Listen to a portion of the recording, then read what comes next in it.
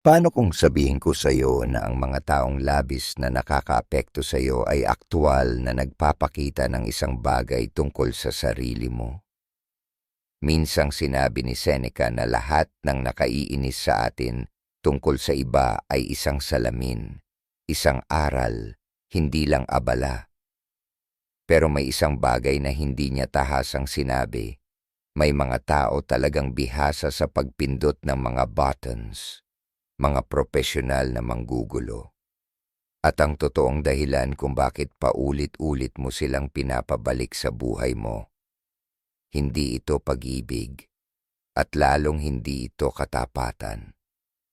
Ito ay pag-asa, isang mapanganib na uri ng pag-asa. Hindi ka naman talaga adik sa kapayapaan. Ang totoo, adik ka sa pantasya na kung mamahalin mo lang sila ng sapat, kung magtitiis ka lang ng matagal, magigising din sila, na balang araw, titingnan ka nila at maiintindihan ng lahat. Pero alam ni Seneca ang katotohanan, hindi sila magbabago dahil hindi sila nalilito. Sila ay consistent. At tuwing ipinaliliwanag mo ang sarili mo sa isang taong walang balak makinig, ibinibigay mo sa kanila ang kapangyarihan. Sabi ni Seneca, ang tumitingin sa labas ay nangangarap. Ang tumitingin sa loob ay nagigising. Sa sandaling itigil mo ang pagpapanggap para makuha ang kanilang pagsang-ayon. Doon ka magigising. Doon ka magsisimulang mabuhay. Ang mga toxic na tao ay nananalo lang kapag patuloy kang nagre-react. Pero may isang makapangyarihang hakbang na kayang baligtarin ang lahat. At kapag ginawa mo ito, hindi ka na nila muling guguluhin sa parehong paraan.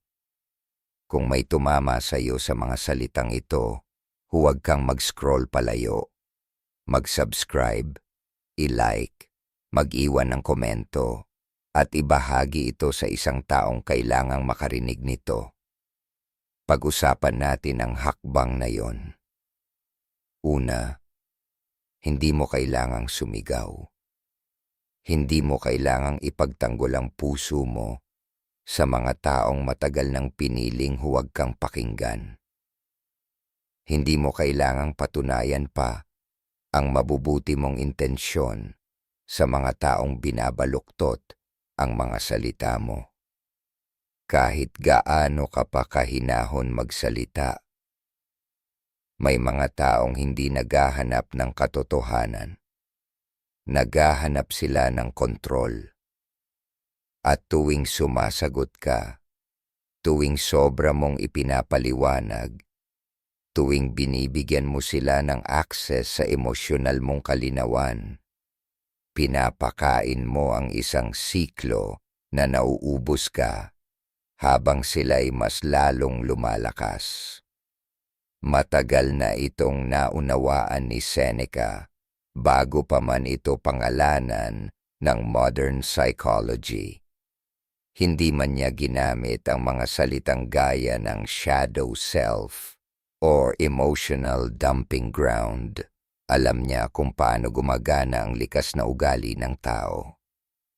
Nakita niya na kapag ang isang tao ay ayaw akuin ang responsibilidad sa sarili nilang asal, ipinapasa nila ang kaguluhan sa pinakamalapit na taong masyadong malalim magmahal para basta na lang lumayo.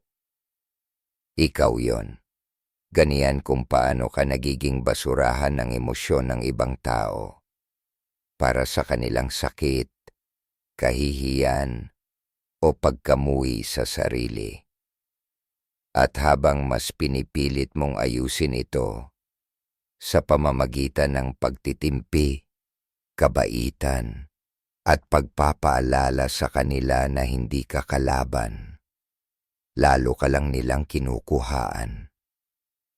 Hindi dahil nalilito sila, kundi dahil alam nila ang ginagawa nila. Ito ang binigyang babala ni Seneca nang pag-usapan niya ang psychological inflation.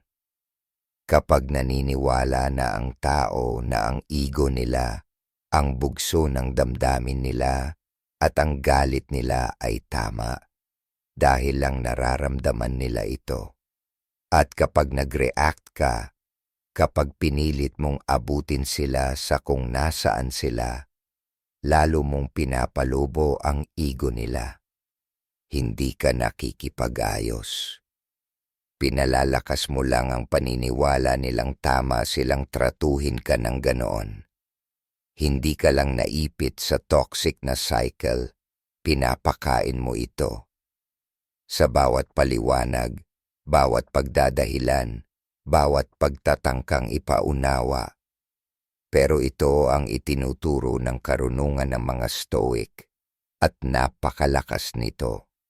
Hindi mo utang sa kaguluhan ang enerhiya mo. Hindi mo utang sa mga hindi makatuwirang tao ang kahit isang patak ng panloob mong kapayapaan. Sinulat ito ni Seneca sa paraang mas tumatama habang mas marami kang naranasang emotional manipulation. Naniniwala siya na ang tunay na kapangyarihan ay nasa pagsasarili. Hindi sa pagiging malamig, kundi sa matalinong desisyong protektahan ang isip mo mula sa mga taong hindi karapat-dapat sa access dito. Para sa kanya, ang katahimikan, kapag ginagamit ng may layunin, ay hindi kahinaan. Disiplina ito. Digmaang may ngiti. Magpakatotoo tayo. Kapag may isang taong nambastos sa'yo at ang una mong reaksyon ay ipaliwanag ang sarili mo kaysa iwan ng sitwasyon, may mas malalim na dahilan sa likod niyan. Marahil pinalaki kang maniwala na ang pagmamahal ay ang pag-aayos ng mga sirang tao. O baka natutunan mong iugnay ang halaga mo sa kakayahan mong maging mas mataas. Pero ang likas mong reaksyon na magpakumbaba, tumahimik at ayusin ang lahat, hindi palaging kabutihan. Minsan, ito'y pag-abandona sa sarili na nakakubli sa anyo ng kabutihan. Ang stoicismo ay nag-aalok ng ibang daan. Tinuturo nito na hindi mo kontrolado ang sinasabi o ginagawa ng ibang tao. Kontrolado mo lang ang tugon mo. Hindi mo kontrolado kung magsisinungaling sila, kung mamanipula sila, kung babastusin o balewalain ka nila. Pero kontrolado mo kung ibibigay mo pa ba sa kanila ang enerhiya mo, kung pauupuin mo pa ba sila sa front row ng buhay mo, kung patuloy ka bang sisipot sa mga pagtatalong nilikha lang para ubusin ka. At lilinawin ko ito. Hindi ito nangangahulugang magsasara ka. Ibig sabihin nito, magle-level up ka. Ibig sabihin nito, kikilalaing hindi mo pwedeng ipaubaya ang kapayapaan mo sa ibang tao. Pwede kang lumakad palayo ng may dignidad, imbes na manatili para lang manalo sa isang laban na ginawa para mawala ka sa sarili mo. Iyan ang stoic na paraan. Hindi pagiging pasibo, kundi pagka-master ng sarili. Tumingin ka sa paligid ng buhay mo. Isipin mo ang taong laging may krisis, pero kailanman walang pananagutan. Isipin mo ang taong laging galit at ikaw ang inaasahang umayos ng mood niya. Isipin mo ang taong nagsasabi lang ng pasensya na kapag iniwan mo na sila, hindi noong sinaktan ka nila. Ngayon, tanungin mo ang sarili mo. Ano ang itinuturo mo sa kanila tuwing nananatili ka? Ipaliwanag. Aliwin. Ulitin. Tinuturuan mo silang ang mga hangganan mo ay pwedeng baluktutin, na ang respeto mo sa sarili ay maaaring pag-usapan, na ang pananahimik mo ay nabibili, kapalit ng sapat na guilt o kaguluhan. Hindi naniniwala si Seneca sa pag-aayos ng mga taong ayaw namang magbago. Naniniwala siya sa pagtatayo ng panloob na katatagan, matatag, malalim ang ugat, na kahit anong panlabas na puwersa, hindi kayang pabagsakin. Iyon ang tinutukoy niyang tunay na kalayaan. Hindi ang kalayaan mula sa sakit, kundi ang kalayaan mula sa pagkaalipin sa reaksyon. Kaya sa susunod na may taong subukang udyukan ka para ipaliwanag ang halaga mo, huwag kang kumagat, huwag kang maghanap ng lohika, huwag kang magpilit maging kalmado. Ang hanapin mo ay katahimikan. Iyan ang galaw na hindi nila inaasahan. Iyan ang power move na hindi nila kayang tapatan. Hindi ka nananalo sa pagiging mas malakas ang boses. Nananalo ka sa pag-alis. Dala ang kapayapaan mo at buo ang prinsipyo mo. Dahil sa huli, hindi tungkol sa toxic na tao ang lahat ng ito. Tungkol ito sa'yo. Sa mga bagay na pinapahintulutan mo, sa mga aral na itinuturo mo sa iba, sa mga pagpiling ginagawa mo, at sa mga bagay na handa ka ng bitawan ng tuluyan. Ngayon, pag-usapan natin kung paano buuin ang ganitong klaseng lakas. Dahil kapag natutunan mo ang susunod na bahagi, magbabago na ang laro habang buhay. Ikalawa, psychological inflation. May mga taong ayaw ng kapayapaan. Ang gusto nila ay access, hindi sa puso mo, kundi sa mga reaksyon mo. Sinisip-sip nila ang emosyonal mong enerhiya na para bang ito ang gasolina nila. Habang lumalakas ang boses mo, lalo silang nananalo. Habang pinagtatanggol mo ang sarili mo, ipinapaliwanag ang mga desisyon mo, binibigyang katwiran ang mga pangangailangan mo, lalo mong ibinibigay sa kanila ang kapangyarihan. Ayon sa mga turo ni Seneca, ito ang tinatawag niyang psychological inflation. Sa sandaling ang enerhiya mo ay lumawak sa paligid ng kaguluhan ng ibang tao, nawawala ka sa sarili mo. Ang mga toxic na tao, wala silang pakialam kung pinupuri mo sila o kinakalaban. Ang mahalaga lang sa kanila ay malaman nilang nakatira pa rin sila sa isip mo ng libre, na may kapangyarihan pa rin silang galawin ka. At kapag nakuha nila iyon, lumalaki sila. Nabubusog sa ilusyon ng kontrol.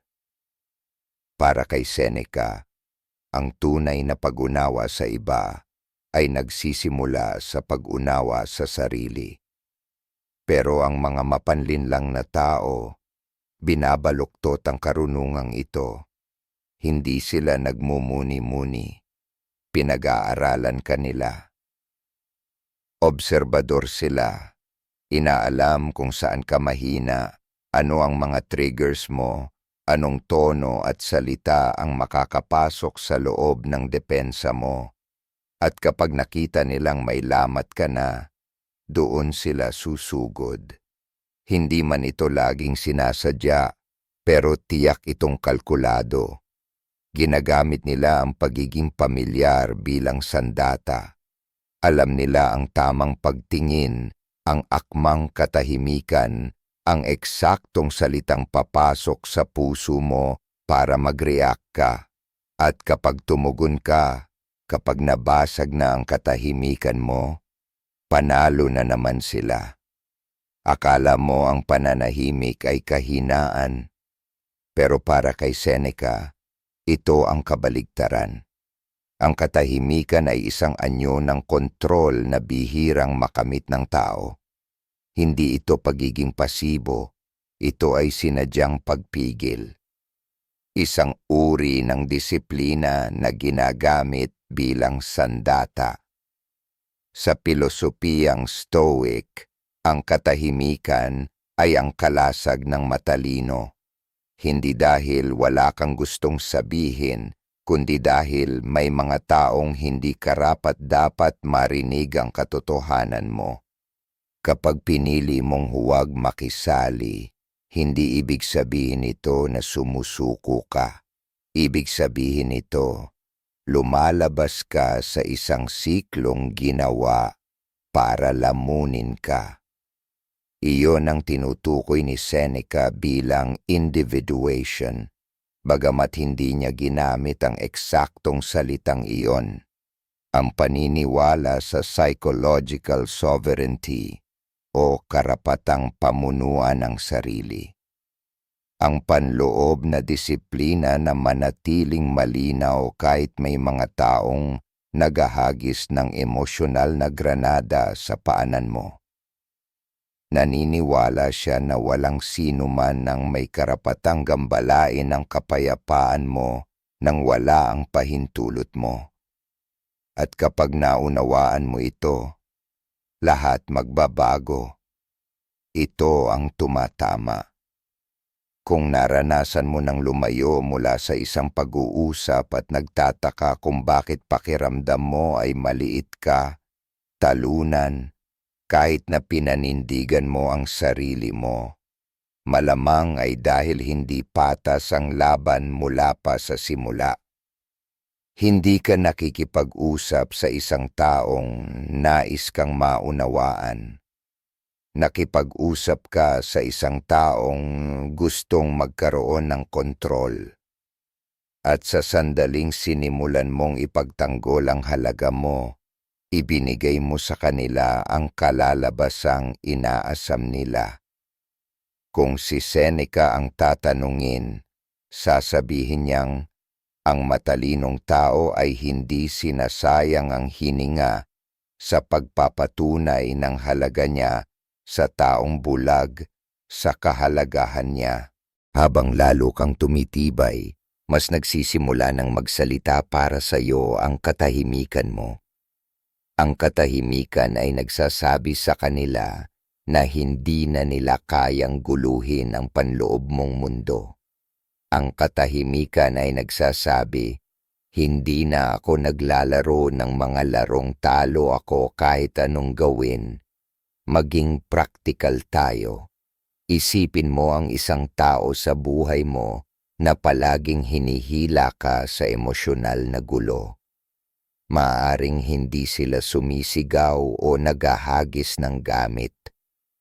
Baka simpleng buntong hininga sa tamang sandali, mga papuri na may kasamang insulto, o bigla na lang silang tatahimik hanggang sa ikaw na ang makaramdam ng guilt at habulin mo ang atensyon nila.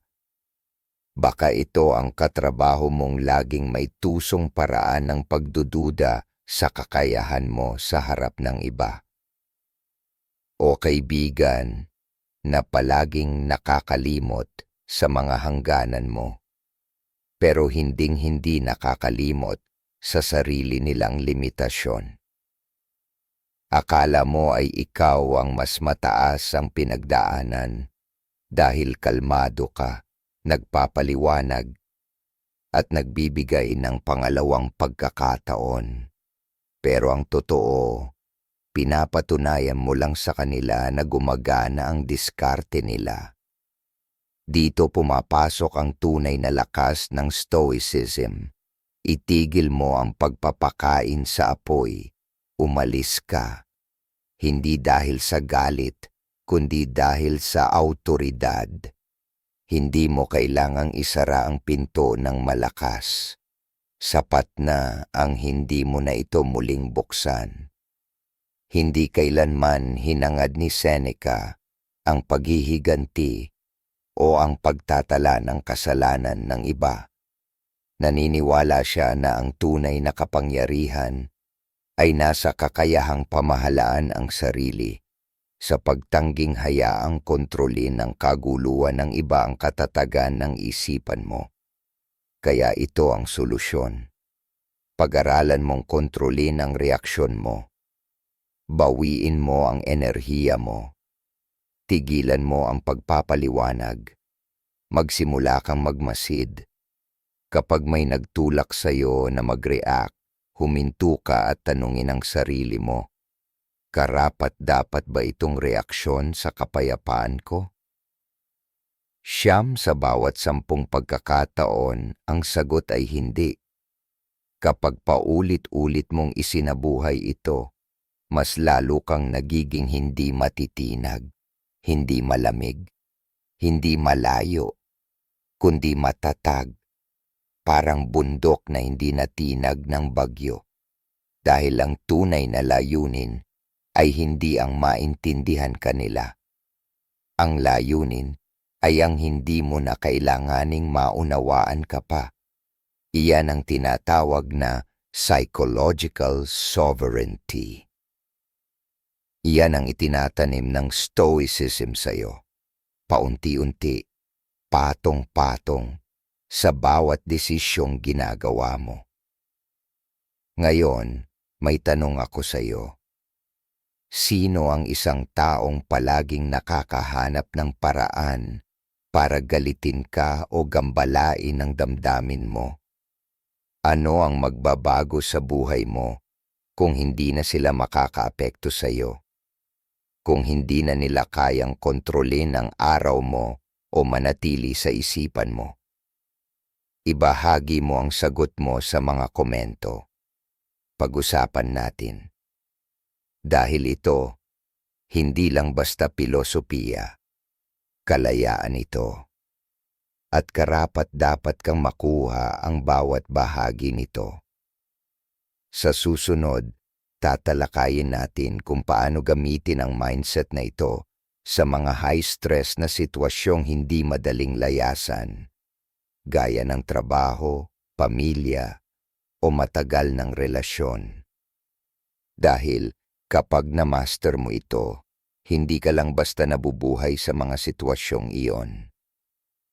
Pinaghaharian mo sila nang hindi kailanman kailangang itaas ang boses.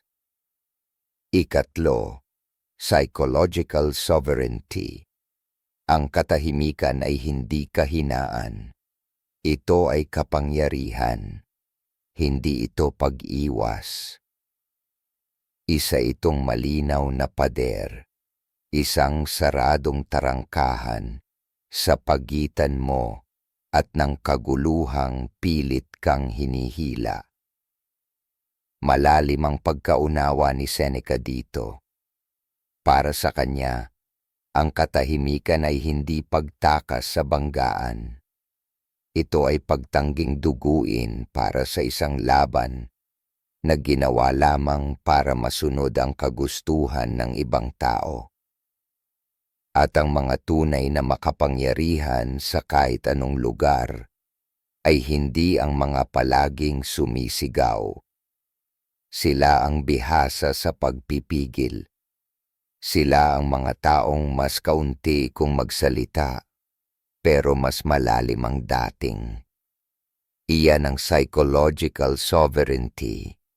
Iyan ang sandaling ang kapayapaan mo ay hindi na pinaparaffle, na ang enerhiya mo ay hindi na pinagbibili kapalit ng pansin. Sa bawat pagpapaliwanag mo sa sarili mo sa taong namumuhay sa kalituhan mo, ipinagpapalit mo ang linaw ng isipan mo sa kaguluhan nila. Matagal na itong alam ni Seneca bago pa man nauso ang salitang gaslighting. Binalaan niya tayo. Hindi lahat ng tao ay karapat-dapat pumasok sa panloob mong mundo. At sa oras na sinimulan mong ipaliwanag ang sarili mo sa isang taong Hindi naman talaga gustong umunawa, hindi ka pinakikinggan. Inaaral ka lang nila. Nakikinig sila para makahanap ng paraan para magkaroon ng kapangyarihan sa iyo. Nakikinig sila hindi para umunawa, kundi para hanapin kung saan ka mahina, hindi para maunawaan ka, kundi para kontrolin ka. Ganito gumagana ang mga mapanlinlang na tao. Hindi ito aksidente, isa itong sistema. Lumalapit sila ng sapat para matutunan ang mga pattern mo, kung paano ka tumutugon, kung kailan ka natitigilan, kung ano ang nagpapaisip sa iyo ng sobra. At kapag nakuha na nila ito, binabaluktot nila ito laban sa iyo. At sa bawat pakikipag-ugnayan mo sa kanila, mas lalo mo silang pinapapasok sa isipan mo, sa damdamin mo, sa pagkakakilanlan mo sa sarili. Kung si Seneca ang tatanungin, sasabihin niya, pinayagan mong ayusin ng isang tao ang kasangkapan sa isang silid na hindi naman kanila, at doon ka nawawalan ng kapangyarihan sa sarili mo. Hindi sa isang malaking pangyayari, kundi sa maliliit at tahimik na tugon na unti-unting sinisira ang iyong panloob na katahimikan. Hayaan mong magbigay ako ng halimbawa. Isang babaeng nagngangalang Elena ang nagbahagi kung paano laging sinisimula ng kapatid niya ang mga pagtatalo tungkol sa maliliit na bagay, tapos binabaligtad ang kwento para palabasing si Elena ang may kasalanan. Sa bawat pagtatangkang linawin ni Elena ang lahat, magpaliwanag, ayusin ang sitwasyon, lalong lumalalim ang pagkalito niya, pagod at sama ng loob. Hanggang sa isang araw, tumigil na siya. Hindi na siya nakipagtalo, hindi na siya nagreply, hindi na siya nagpakita sa mga bitag ng emosyonal na drama. At sa isang iglap, bumagsak ang laro. Tumigil ang manipulasyon. Hindi dahil nagbago ang kapatid niya, kundi dahil nagbago si Elena. Binalik niya ang kapangyarihan niya.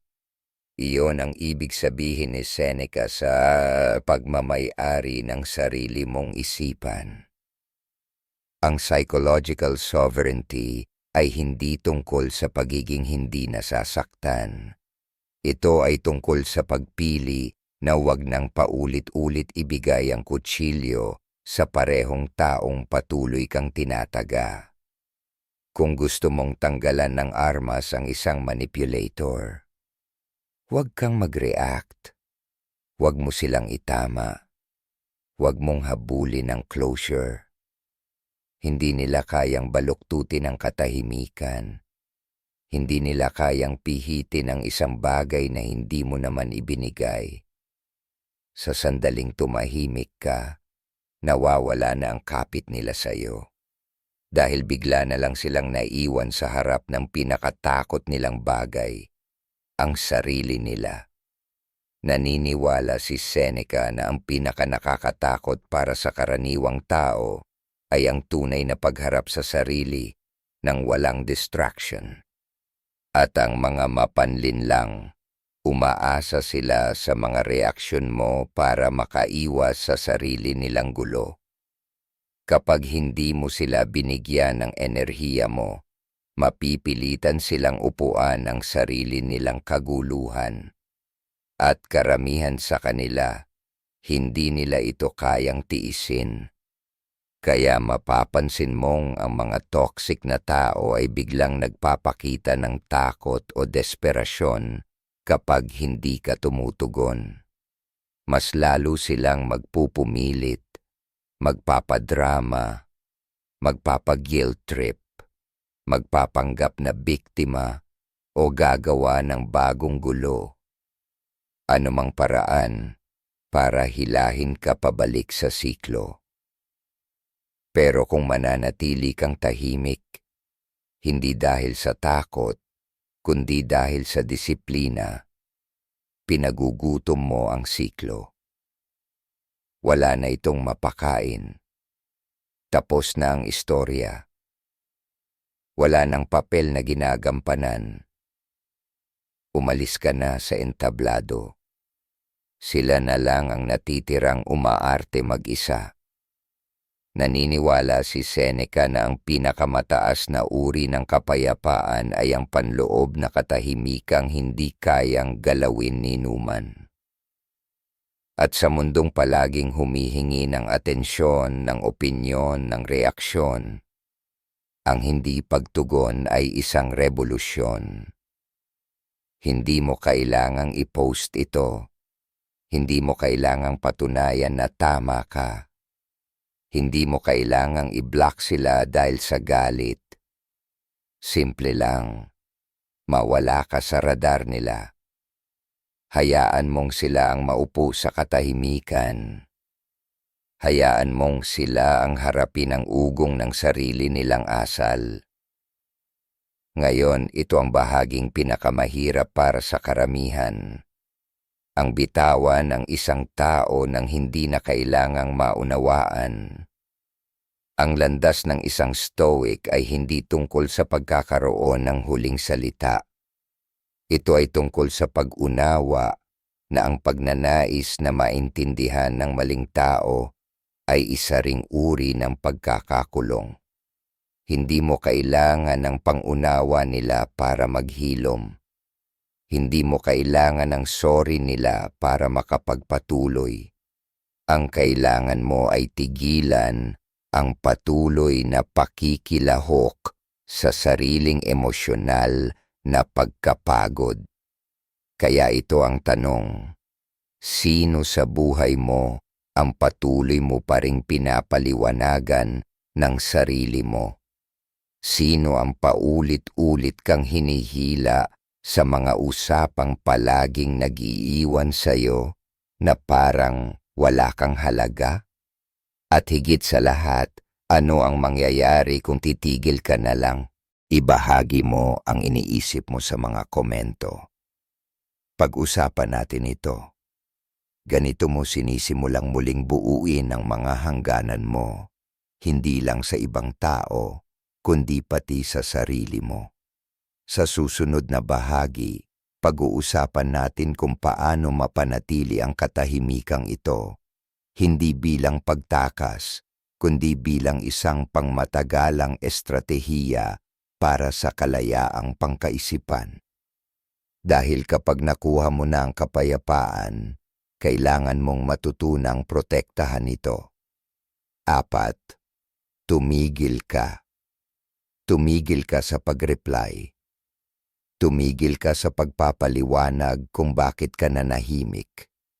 Hayaan mo silang makipag-usap sa kawalan mo. Hayaan mong silang maupo sa katahimikang iniwan ng sarili nilang kaguluhan. Ayon sa pagkaunawa ni Seneca sa likas na pag-uugali ng tao, ang katahimikan ay hindi kawalan. Isa itong uri ng komunikasyon, tumpak, matalim, at sinadya. Sinasabi nito ang lahat ng hindi na kailangang sambitin ng salita. Wala ka ng access sa akin. Hindi ito pagiging mapait. Ito ay hangganan.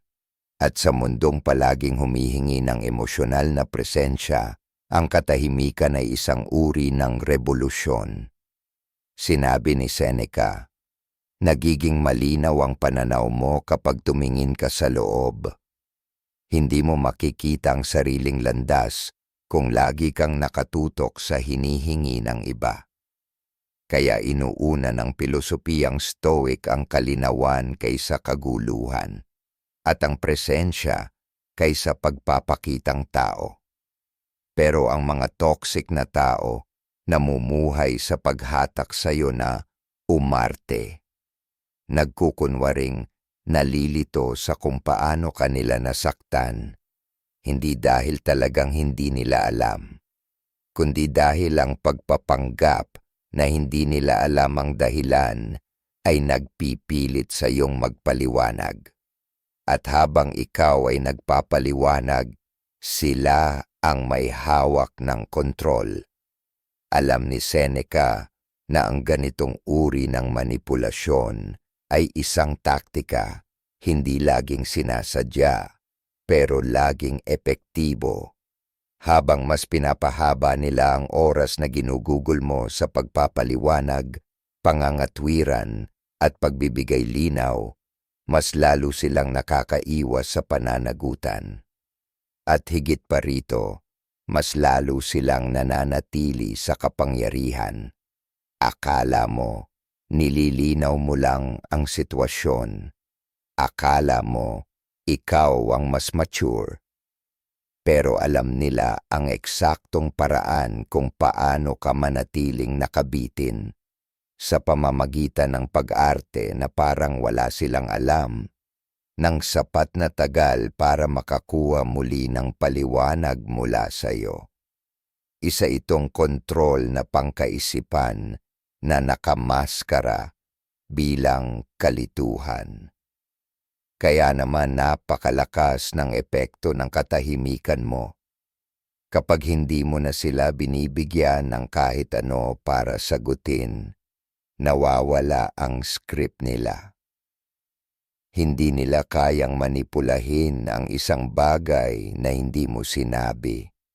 Hindi nila kayang gawing kasalanan ang katahimikan gaya ng ginagawa nila sa mga salita mo.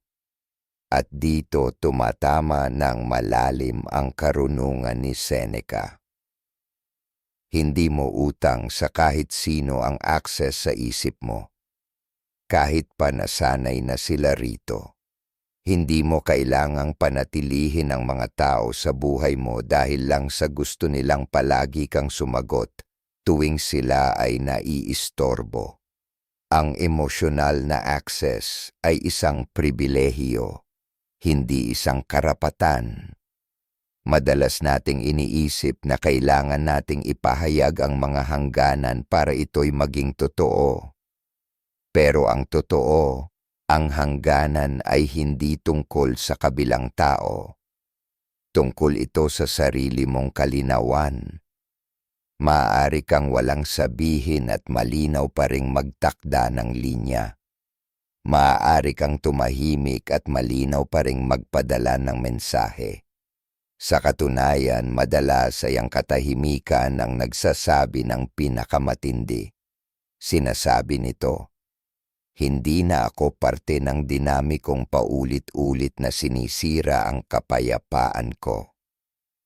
Iyan ang panloob na katahimikan na tinuturo ng Stoicism. Kapayapaang hinubog ng mga desisyon, hindi ng sagutan. Pag-isipan mo ito. Kung ang isang tao ay tanging tumitigil lang sa pananakit mo, kapag napilitan kang sumigaw o umiyak, hindi iyon relasyon, bitag iyon. At kung nirerespeto lang nila ang mga hangganan mo matapos ang isang malakas at emosyonal na komprontasyon, ibig sabihin, hindi ka talaga nila nirerespeto. Natakot lang sila sa resulta. Itinuro ni Seneca na ang tunay na kapangyarihan ay hindi galing sa kung gaano kalakas ka magsalita. Galing ito sa kung gaano katatag kang nakatayo. Hindi mo kailangang isara ang pinto ng malakas para ito'y maisara. Maaari kang lumayo, walang ingay, walang galit, walang drama, at hindi na kailanman bumalik. Simulan mong tratuhin ang enerhiya ng isipan mo, gaya ng tinawag ni Seneca na gintong pangkaisipan. Isa itong yaman na hindi mo basta ibinibigay kahit kanino. Bihira. Mahalaga. Hindi para sa lahat.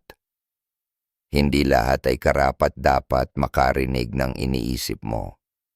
Hindi lahat ay may karapatang makaapekto sa emosyon mo.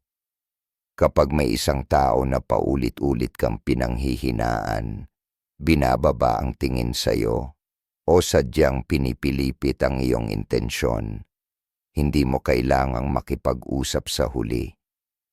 Hindi mo kailangang gumawa ng perpektong mensahe o maghintay ng tamang sandali para lumayo. Tigilan mo lang. Tahimik, malinaw, pangwakas. Itigil mo ang paniniwalang may utang kang closure dahil wala kang utang. Alam na nila kung ano ang ginawa nila at iyon ang katotohanang mahirap tanggapin para sa karamihan. Ang mga toxic na tao palaging alam nila. Maaaring hindi nila aminin, maaaring mag-deny, umiwas o ilihis ang usapan. Pero sa kaloob-looban nila, alam nila. Sinusubukan nila ang hangganan mo at ginagawa nila ito ng sadya. Hindi dahil sa wala silang kamalayan, kundi dahil gusto nilang malaman kung bibigay ka. At kapag nagpaliwanag ka, panalo sila. Kapag nag-justify ka, lalo silang lumalakas. Pero kapag nanahimik ka, wala silang ibang kaharap kundi ang salamin. Isang salamin na matagal na nilang iniiwasan. At iyan ang katotohanang hindi nila kayang harapin. Kapag hindi mo ibinigay ang emosyonal mong enerhiya, naiwan silang harapin ang sarili nilang refleksyon. Ayon kay Seneca, karamihan sa mga tao ay gagawin ang lahat para makaiwas sa harapang pagkilala sa sarili, kahit pa ang kapalit ay kapayapaan ng ibang tao. Kaya sila ay kapit na kapit sa reaksyon mo. Hindi ito dahil sa pagmamahal, ito ay panggulo. Ginagamit ka nila bilang takas mula sa sarili nilang kaguluhan. Pero ikaw, hindi mo kailangang gampanan ang papel na iyon. Sa oras na tumigil ka sa pagtugon, nagsisimula kang mabawi ang kapangyarihan mo sa sarili. At doon nagsisimula ang tunay na paghilom. Hindi sa pamamagitan ng paghikayat sa ibang tao na magbago, kundi sa pagbago kung paano mo ibinibigay ang sarili mong enerhiya. Ngayon, tutungo tayo sa mga konkretong paraan kung paano patatagin ang katahimikan, hindi bilang pansamantalang pahinga, kundi bilang permanenteng hangganan. Dahil ang pagpapanatili ng kapayapaan ay hindi lang tungkol sa mga bagay na nilalayuan mo. Ito ay tungkol din sa mga bagay na araw-araw mong pinipiling protektahan mula sa loob. Kung nahanap mong mahalaga ang mga pananaw na ito, magkomento ka ng "Oo" sa ibaba. Mahalaga ang boses mo at gusto kitang marinig. 5. Katahimikan. Katahimikan ang bumabasag sa siklo. Hindi mga salita. Hindi konfrontasyon. Hindi isa na namang mahabang paliwanag sa taong wala namang balak magbago. Katahimikan ang nagwawakas sa kanilang larong pangkaisipan. Hindi dahil iniiwasan nito ang alitan, kundi dahil tinatanggihan nitong pakainin pa ito. Ayon sa karunungan ni Seneca, ang katahimikan ay hindi pagiging mahina. Ito ang tinatawag niyang aktibong pagpili. Isang malinaw, makapangyarihang desisyon na piliin ang sarili kaysa sa kaguluhan ng iba. Hindi ito pagtakas. Ito ay kalinawan. Ito ang linya kung saan ang kapayapaan mo ay sa wakas inuuna na kaysa sa kontrol na pilit hinihingi ng iba. Sasabihin ng ibang tao na malamig ka dahil nanahimik ka. Sasabihin nilang nagbago ka. At tama sila. Dahil hindi naman sila kailanman naging mainit noong may access pa sila sa'yo. Umunlad sila sa pagpaparaya mo, sa mga paliwanag mo, sa paulit-ulit mong pagbibigay ng ikalawang pagkakataon. Gusto nila ang bersyon mo na tinanggap ang pananakit at tinawag itong habag. Pero ang bersyong iyon ay wala na. Iyon ang inilibing ng katahimikan. Ang natira ay isang taong lubos ng nauunawaan ng sariling halaga, kaya wala nang kailangang patunayan. Iyan ang hindi nila kayang tanggapin. Dahil ang mga toxic na tao, hindi nila nais na ayusin ang mga bagay. Ang gusto nila ay manatiling bahagi ng buhay mo. Hindi upang lumikha ng kapayapaan, kundi upang manatiling nakatira sa isipan mo, sa puso mo, at sa mga iniisip mo. Sa sandaling tumigil ka sa pag-react, nawawala sila. Hindi dahil sa aksidente, kundi dahil pinili mong burahin sila sa sarili mong mundo. Itinuro ni Seneca na ang tunay na kapangyarihan ay hindi maingay, hindi dramatiko, kundi buo at tahimik sa loob. Alam niya na ang katahimikan ay isang anyo ng paggising. Isang sandali kung kailan tumigil ka na sa pagbuhos ng enerhiya sa mga taong hindi marunong humawak nito ng may respeto. Kapag tumigil ka sa pagsasalita, hindi ibig sabihin ay wala kang masasabi. Ang totoo, napagtanto mo lang na hindi ka naman talaga pinakikinggan. Hindi sila nakikinig upang umunawa, kundi naghihintay lamang ng pagkakataong baluktutin ang mga salita mo at gamitin ang kabutihan mo laban sa'yo. Ang katahimikan ay kapag hindi mo na sila binibigyan ng material para laruin o kontrolin ka. Isa ngang babae na nagngangalang Morgan ang dating palaging nagpapaliwanag sa kanyang abusadong partner. Sa bawat away, lagi niyang sinusubukang ayusin ang lahat sa pamamagitan ng kalmadong paliwanag. Nagbigay siya ng espasyo, ng panahon, at paulit-ulit na pag-unawa, pero hindi kailanman ito naging sapat. Bawat salitang binanggit niya ay ginamit para baluktutin, itanggi, o ilihis ang tunay na isyu, hanggang sa isang araw, tumahimik siya. Hindi dahil sa pagod, kundi dahil sa matibay na pasya. Tumigil siyang sumagot sa mga mensahe. Hindi siya nagpaliwanag. Wala siyang isinulat na mahabang liham. Nawala siya, mentally, emotionally, spiritually. At sa kauna-unahang pagkakataon sa maraming taon, nakita niya ang lalaki sa tunay nitong anyo. Isang taong hindi kailanman hinangad ang pagpapagaling, kundi kontrol lamang. Ang katahimikan ni Morgan ang naging kanyang tunay na kalayaan. Naniniwala si Seneca na ang kapayapaan ay hindi nagmumula sa pagkaunawa ng iba sa atin, kundi sa mas malalim na pagkaunawa natin sa ating sarili. Iyan ang pinakapuso ng Stoicism. Hindi mo kailangang sumigaw upang marinig, kung malinaw mo nang naririnig ang sarili mo. Kapag mas malakas na ang tinig mo sa loob kaysa sa ingay sa labas, doon mo mapapansin kung ano ang karapat-dapat sa enerhiya mo at kung ano ang hindi.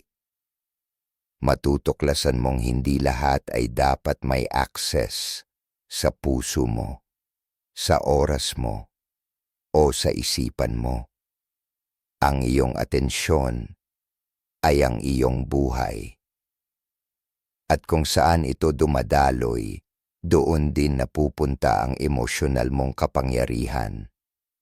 At may mga tao na hindi nakarapat-dapat dumaloy sa loob ng mundo mo.